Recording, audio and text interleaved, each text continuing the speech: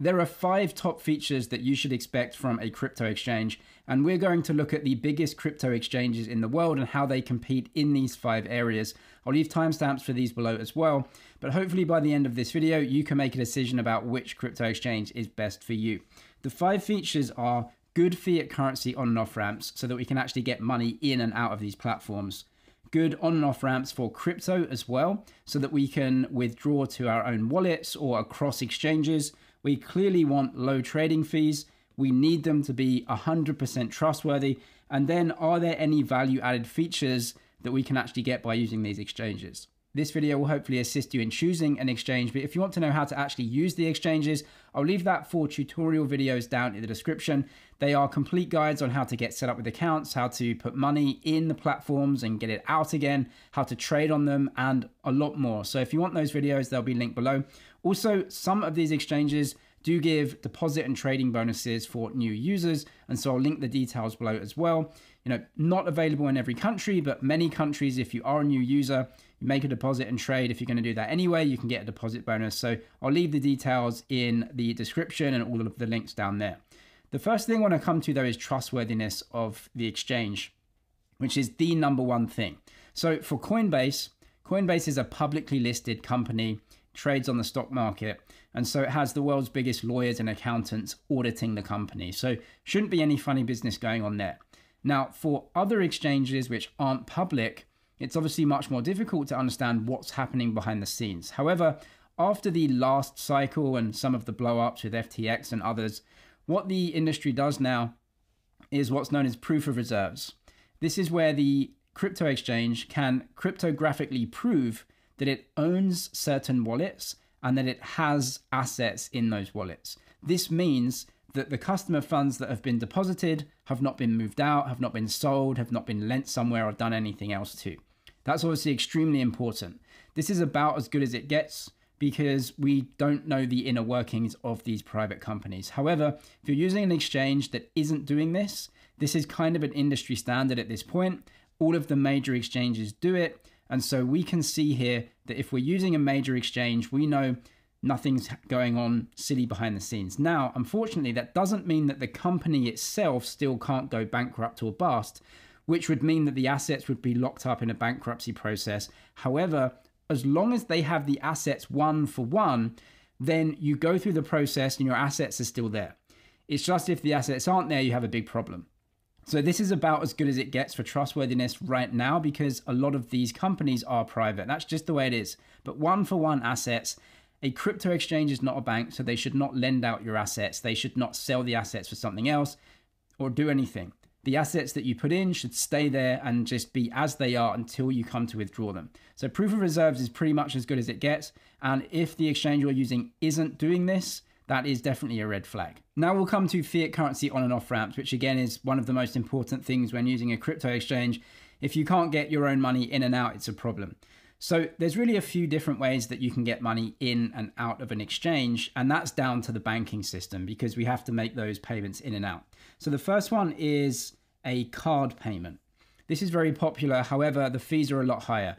These exchanges will charge anywhere from about 1.8% to maybe up to 3%, depending on which country that you're in and the card payment provider. Let's call it around 2% for a card. So 2% card payment in. And if you want to cash out, they often charge a card payment on the way out as well at 2%.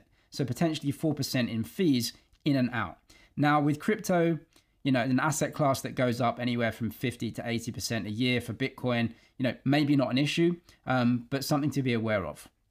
The other option is to actually just deposit money from a bank transfer, either your bank or a fintech bank like Revolut, Wise, or some of the other ones, Zen or something like that. And that's where you actually get money and just transfer it in over the banking system, either via wire or Swift or SEPA or something like that.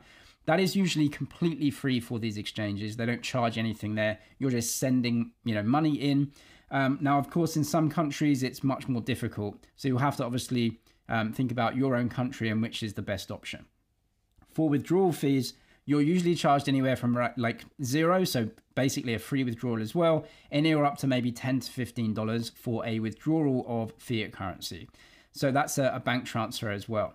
Now, Coinbase is the only exchange that actually allows for PayPal withdrawals for right now. There may be others that add this in, but Coinbase, you can actually withdraw to a PayPal account. Again, some fees in there as well.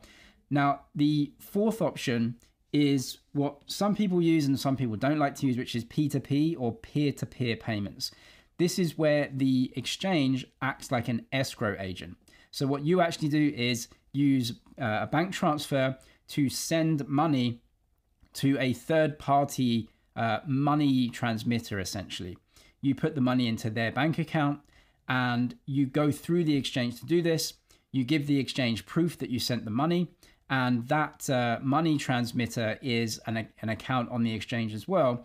And so as long as you prove you sent the money to them, they actually have the crypto that they're supposed to send you locked up in escrow on the exchange. When you give the exchange proof that you sent the money, the exchange unlocks the crypto and sends that into your crypto account. Peer-to-peer is something that a lot of people use where bank transfers aren't set up. In some countries, these exchanges have great banking support, in others that they don't. So it's up to the individual. Now, what a lot of people do is have multiple exchanges where they have one fiat currency on and off ramp that they know works, and then they have their crypto trading exchange. The reason being, and I have Coinbase and crypto.com together here as kind of first place, is because these have the best, or usually have the best, fiat currency on and off ramps in Western countries. And so it's pretty easy to get money in and out of them. Yes, it may take a week or so or something like that, but typically very good. Now, Coinbase and crypto.com typically have the highest trading fees as well. And so what some people will do is use a fiat currency on an off-ramp exchange and then use a blockchain to send stable coins or another asset to the crypto trading exchange, which has much lower trading fees. That's how people usually do these things. Now, in some countries, you may just have the exchange that has the lowest trading fees also has banking support, but it's going to change depending on which jurisdiction you're in. So Coinbase and crypto.com typically have great fiat currency on-ramps. These three in the middle typically have the best trading fees, but banking support is a little bit patchy, again, depending on which country that you're in.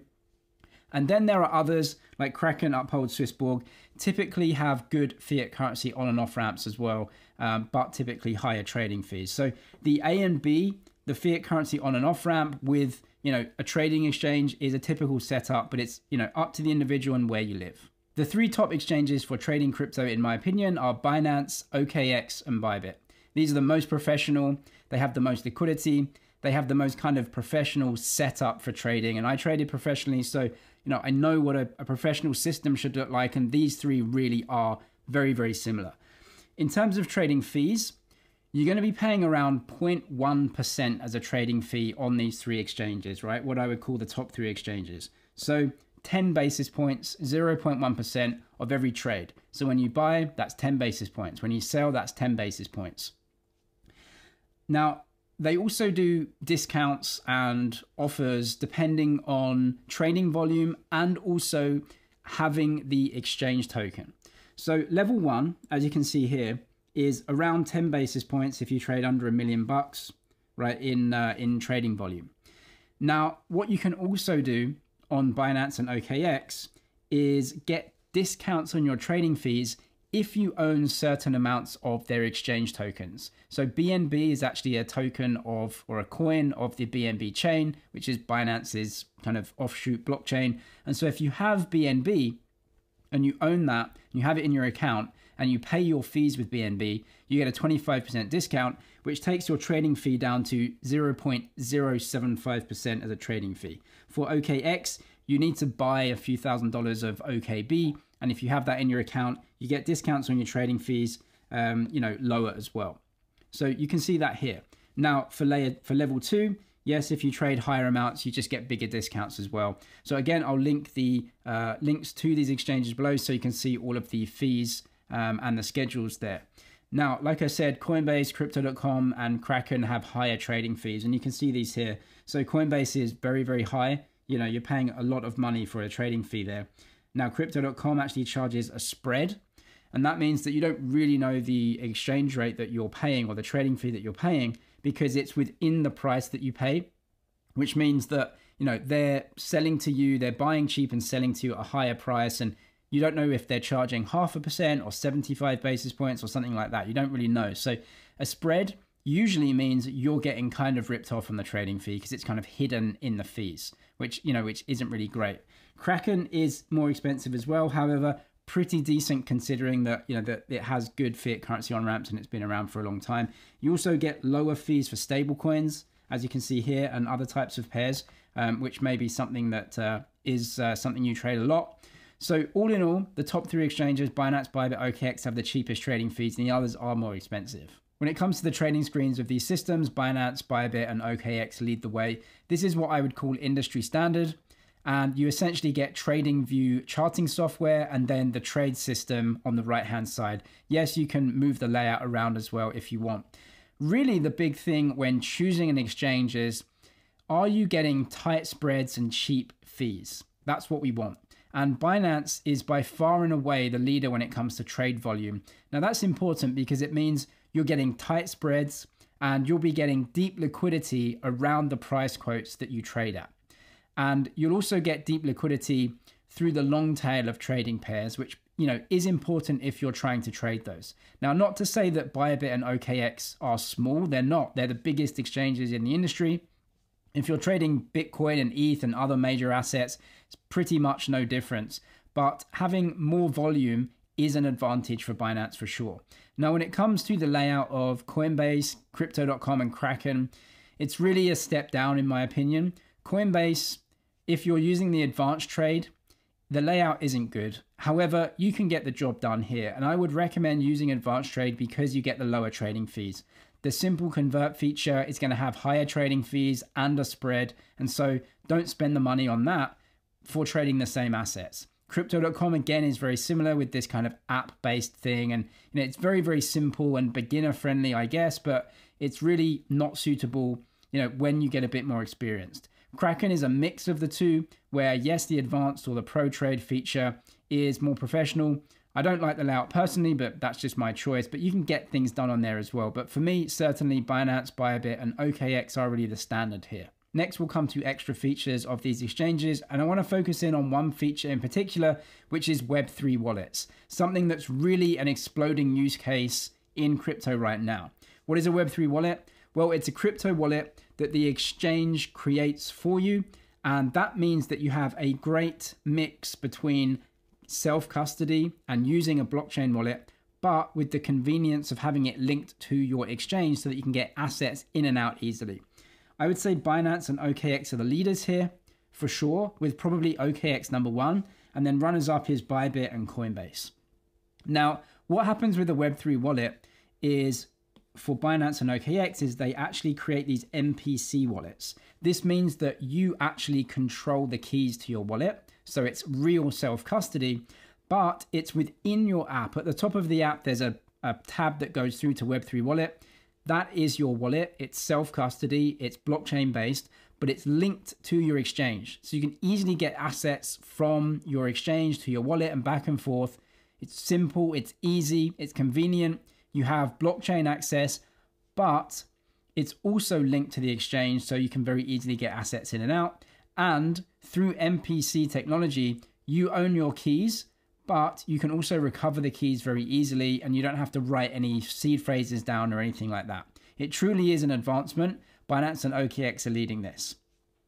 Bybit also have an MPC wallet, and they also have a custodial wallet, which means they create a blockchain wallet for you, and they keep the keys. So it's essentially like an exchange account, except you can use the blockchain. This is decent. However, I believe Binance and OKX, the Web3 wallets, are a little bit more developed here. Coinbase is coming online with a Web3 wallet. They have one in their exchange, which isn't the best, to be honest. It's very limited in its use. Of course, there's Coinbase Wallet, which is a separate app, which is great, but it's also very limited in terms of blockchain support. And you need to write down a seed phrase, which is super annoying in this day and age and should be phased out. And so it's a good option, but I think Binance and OKX lead the way. Kraken are developing or launching a wallet as well. Again, it's not as developed. And Crypto.com does have their DeFi wallet. Again, that's a seed phrase wallet. It's a bit behind the times. So Web3 wallets are an amazing use case. I highly recommend checking them out. And for me, Binance and OKX lead the way here with probably Bybit close in third. Coinbase are coming online with a lot of good features though, and so watch out for that if you use Coinbase. Unlike many stockbroker accounts, crypto exchanges do not charge any custody fees or account fees, so you may as well open a few and see which one is going to work best for you. I'll leave links below to deposit bonuses and the tutorial videos down in the description. I'm James, this is ManZG. Cheers for watching, and I'll see you in the next one.